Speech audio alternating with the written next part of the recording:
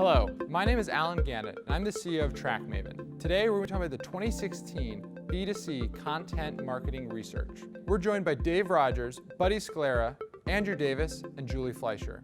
How have you found evangelists or people who are passionate about products as a driver of expanding the audience?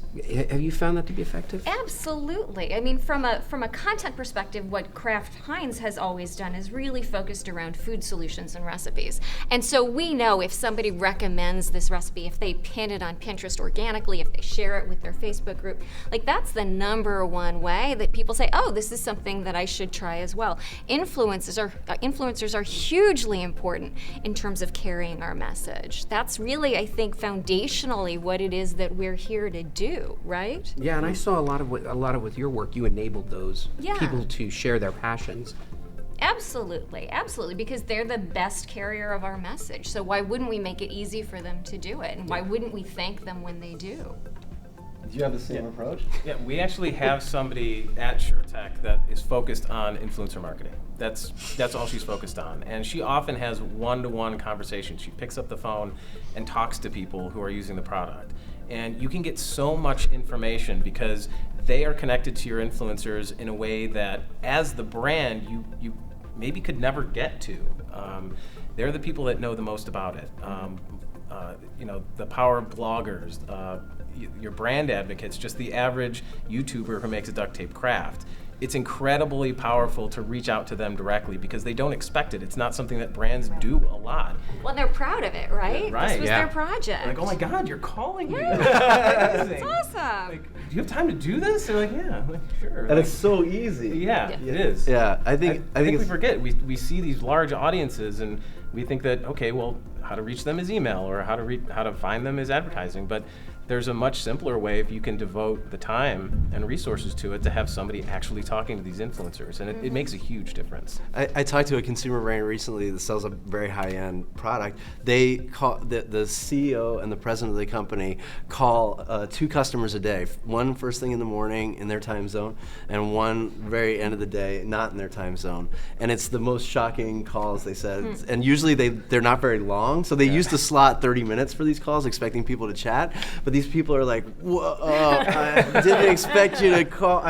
This is crazy. Let me tell my wife. So I think it's like, I think it's something more brands could do. I mean, we are talking about content marketing, but I think there's a lot you can learn from those personal interactions all the way up the chain that end up being great stories on their end and really insightful research on the brand side. Can I just add to that? Yeah. Because I think that's something that's missing a lot from the CMOs and the suites. They don't get involved with the community, right? When you get involved with your community and you wade deep with their shoulder to shoulder, talk to them, you're not only you're testing your messages, right? But you're also hearing where they're enthusiastic and passionate, and now you come back, you know the customer, right? And that's really important. You got to get out of your building, right? Get out from behind your desk because we all just talk to each other. And then even at conventions like this, you come to a convention like this and you learn so much from your peers, and you come back knowing, I've done it. I've watched you guys speak. I come back with talking points that say I'm doing this, and I've made our internal stuff better, but I also get involved with our actual customers because I think that they're there. They'll tell you if you ask them. Yes. And meeting them in person is a great way to just interact in an informal way. So conferences, enthusiast conferences, there's an enthusiast conference for everything. Yeah. You got to go to them. That's right? true. And even go to the ones that are uncomfortable. I think some of the most surprising content marketing and even event-based marketing are the consumer brands who go to events where you don't expect them.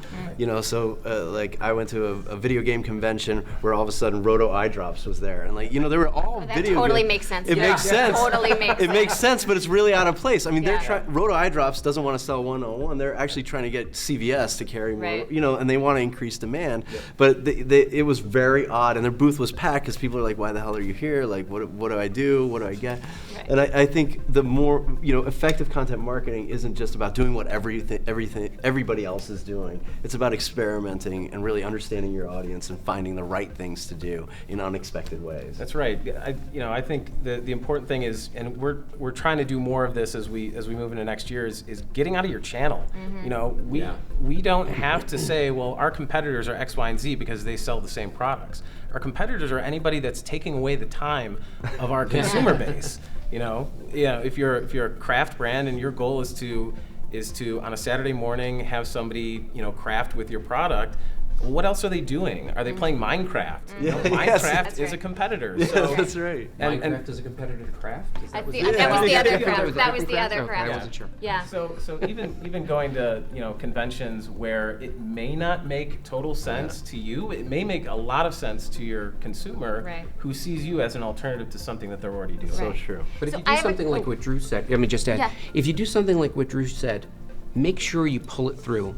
Exactly. Pull it through, right? Have something on your website, have something in your channels that says, yeah, we were here. Yes, we were the company that you saw. Because so often that website is this Yeah. big monolithic, impenetrable thing that goes, was that the same company at the video game? Yeah. Right. And you have to tie that back because you're offline. We live offline, right? We're not in front of laptops right now. We live offline. Pull it together on your online properties, give people that ability to go, oh, that was the thing that I wanted. Thank you guys so much for joining us for the B2C Roundtable. Thank you.